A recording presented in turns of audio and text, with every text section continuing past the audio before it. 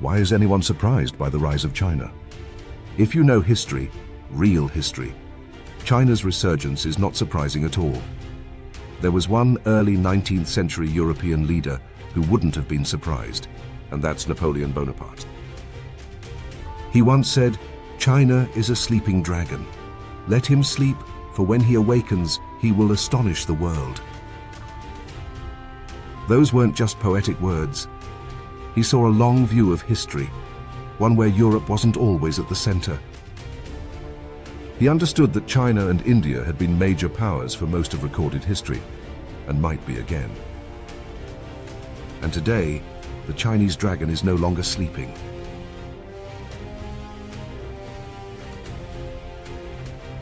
China's own name, Zhongguo, the Middle Kingdom, reflects how it has long seen itself, the center of civilization. With its long history of continuous civilization, China led the world in agriculture, in developing a professional civil service requiring education and entrance exams. And it gave the world gunpowder, printing, and the compass.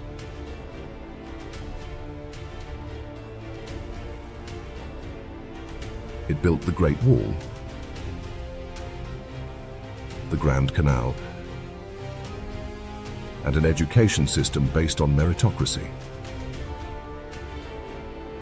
In the 1400s, Admiral Zheng He led a vast treasure fleet on 7 voyages. The fleet went across Asia, the Indian Ocean, and East Africa, decades before Columbus set sail. At that point in history, China was arguably the most advanced and powerful state on Earth.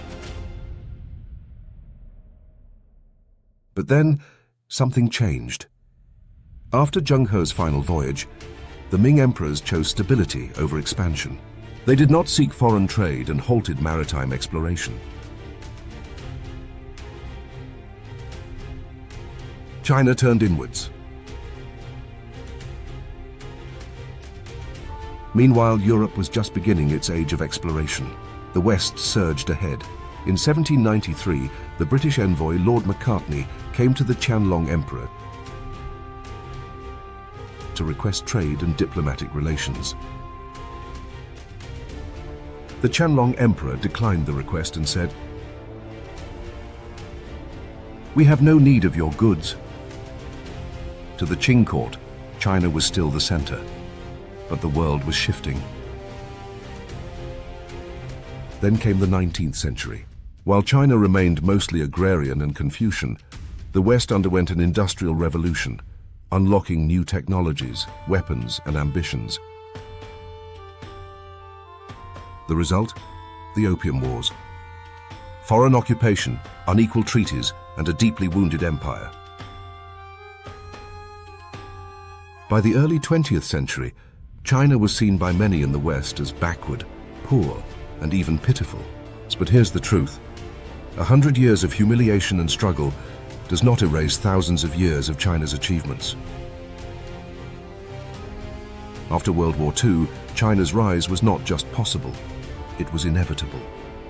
It had the largest population in the world, vast territory, and a long tradition of governance and innovation. Yes, Mao Zedong's rule brought hardship, the Great Leap Forward and the Cultural Revolution set China back. But his leadership also unified the country. The real transformation began in 1978 with Deng Xiaoping. He opened up the economy, welcomed foreign trade, and restructured China's path forward. In just a few decades, China went from closed off and poor to a global powerhouse. Today, China has reclaimed its place as a global leader. But here's what many in the West still don't understand. Modernization is not the same as Westernization. Like Japan before it,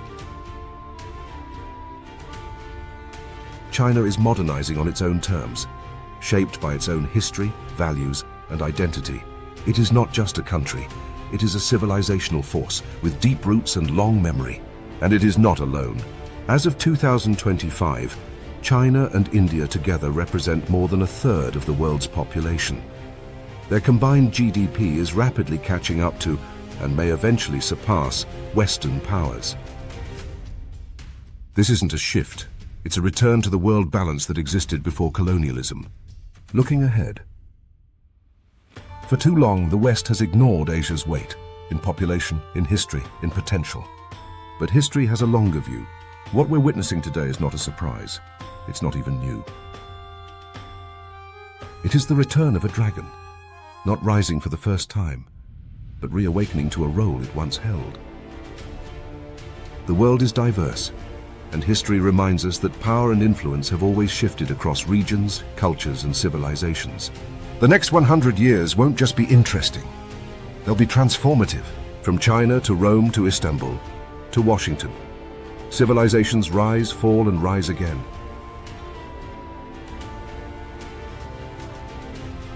Each is shaped by its own people, ideas, and vision of the world.